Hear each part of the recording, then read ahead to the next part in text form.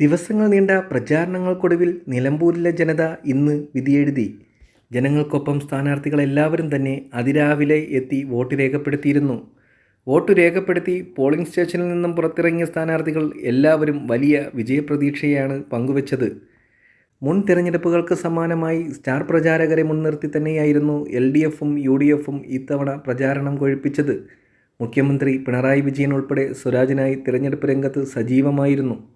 ആര്യാടൻ ഷൗക്കത്തിനായി പ്രിയങ്ക ഗാന്ധി എത്തിയപ്പോൾ യൂസഫ് പത്താനായിരുന്നു PV അൻവറിൻ്റെ സ്ഥാനാർത്ഥി പ്രചാരണ രംഗത്തെ പ്രധാന താരം. സമ്പൂർണ്ണ ആത്മവിശ്വാസമെന്നാണ് വോട്ട് ചെയ്ത് പുറത്തിറങ്ങിയ സ്വരാജ് മാധ്യമങ്ങളോട് പറഞ്ഞത്. പ്രതീക്ഷയിൽ കവിഞ്ഞ പിന്തുണയും ഐക്യദാർഢ്യവുമാണ് നിലമ്പൂരിൽ നിന്നും തനിക്ക് ലഭിച്ചു വരുന്നത്. ഒരു ഘട്ടത്തിലും ആശങ്ക തോന്നിയിട്ടില്ലെന്നും തെരഞ്ഞെടുപ്പ് ദിവസം ആശങ്ക തീരെയില്ലെന്നും സ്വരാജ് പറഞ്ഞു. സ്വരാജിന് വിജയം ഉറപ്പെന്ന പ്രതീക്ഷയിൽ തന്നെയാണ് മുന്നണിയും മുന്നോട്ട് വയ്ക്കുന്നത്. എന്നാൽ നിലമ്പൂരിൽ ചരിത്ര ഭൂരിപക്ഷം ഉണ്ടാകുമെന്നാണ് ആര്യാടൻ ഷൗക്കത്ത് പറയുന്നത്. LDFും UDFും തമ്മിലുള്ള നേരിട്ടുള്ള മത്സരമാണ് നിലമ്പൂരിൽ നടക്കുന്നതെന്ന് പറഞ്ഞ അദ്ദേഹം PV അൻവറിനെ പാടെ അവഗണിച്ചു. വോട്ടിംഗ് ശതമാനം വർദ്ധിക്കുമെന്നാണ് പ്രതീക്ഷിക്കപ്പെടുന്നതെന്നും അദ്ദേഹം പറഞ്ഞു. ഈ തിരഞ്ഞെടുപ്പിൻ്റെ പ്രാധാന്യം ആളുകൾ ഉൾക്കൊണ്ടിട്ടുണ്ട്.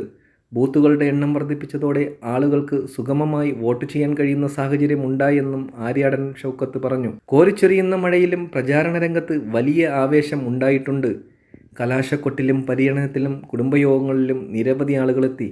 അതുകൊണ്ട് ഏത് മഴയുണ്ടെങ്കിലും അതിനെ അതിജീവിച്ച് ആളുകൾ വോട്ട് ചെയ്യാൻ എത്തുമെന്നും ആര്യാടൻ ഷൗക്കത്ത് മാധ്യമങ്ങളോട് പ്രതികരിച്ചിരുന്നു. വോട്ടെണ്ണിക്കഴിഞ്ഞാൽ ആര്യാടൻ ഷൗക്കത്തിന് കഥ എഴുതാൻ പോകാമെന്നാണ് PV അൻവറിൻ്റെ പ്രതികരണം. നിലമ്പൂരിൽ തനിക്ക് 75,000-ന് മുകളിൽ വോട്ട് ലഭിക്കുമെന്ന് പറയുന്നത് തൻ്റെ അമിത ആത്മവിശ്വാസമല്ല. വോട്ടെണ്ണൽ കഴിയുമ്പോൾ ആര്യാടൻ ഷൗക്കത്തിന് കഥ എഴുതാൻ പോകാമെന്നും സ്വരാജിന് AKG സെൻറ്ററിൽ പോകാമെന്നും തനിക്ക് നിയമസഭയിൽ പോകാമെന്നും PV അൻവർ പറഞ്ഞു. LDFിൽ നിന്നും 25% വോട്ട് തനിക്ക് ലഭിക്കുമെന്നും UDFിൽ നിന്ന് 35% വോട്ട് ലഭിക്കുമെന്നും അൻവർ പറഞ്ഞു. 2016-ൽ ആര്യാടൻ ഷൗക്കത്തിൻ്റെ ബൂത്ത് താനാണ് ലീഡ് ചെയ്തതെന്നും ഇത്തവണയും നമുക്ക് കാണാമെന്നും അൻവർ പ്രതികരിച്ചു.